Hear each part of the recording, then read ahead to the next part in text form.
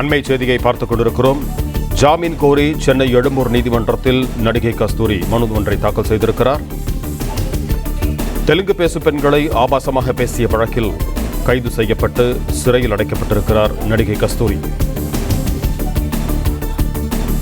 புழல் சிறையில் அடைக்கப்பட்டிருக்கும் கஸ்தூரி தனக்கு ஜாமீன் கோரி சென்னை எழும்பூர் நீதிமன்றத்தில் மனு தாக்கல் செய்திருக்கிறார். இதுகுறித்து கூடுதல் விவரங்களோடு இணைகிறார் எமது செய்தியாளர் கதிரவன்.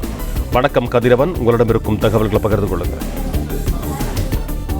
தெலுங்கு மக்கள் குறித்து அவதூறு பேசிய வழக்கில் நடிகை கஸ்தூரி நேற்று சிறையில் அடைக்கப்பட்டார். ஹைதராபாத்தில் வைத்து கைது செய்யப்பட்ட அவர் சென்னை சாலை மார்க்கமாக சிந்தாதிரிப்பேட்டையில் இருக்கக்கூடிய மகளிர் காவல் நிலையத்திற்கு கொண்டு வரப்பட்டு பின்னர் அவர் நீதிமன்றத்தில் ஆஜர்படுத்தப்பட்டு சிறையில் அடைக்கப்பட்டார்.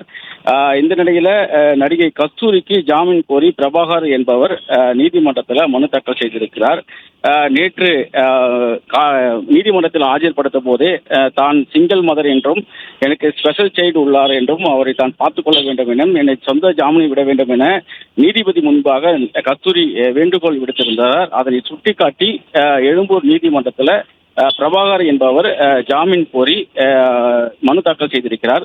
அந்த வழக்கு மீதான விசாரணை விரைவில் வரும் நீதிமன்றத்தில் வரும் என்று எதிர்பார்க்கப்படுகிறது.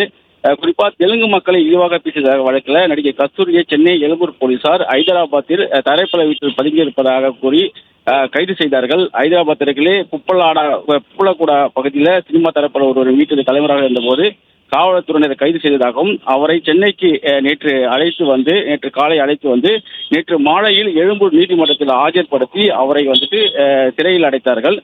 இந்த நிலையில் தான் அவருக்கு ஜாமீன் கோரி பிரபாகர் என்பவர் எழும்பூர் நீதிமன்றத்தில் மனு தாக்கல் செய்திருக்கிறார். கஸ்தூரிக்கு ஸ்பெஷல் சைல்டு குழந்தை இருப்பதாகவும் அவருக்கு ஜாமீன் வழங்கப்பட வேண்டும் என்ற போதிலும் இந்த மனு தாக்கலானது செய்யப்படுகிறது. விரைவில் நீதிமன்றத்தில் வழக்கு விசாரணைக்கு வர இருக்கிறது. நன்றி கதிரவன், உங்கள் தகவல்களுக்கு.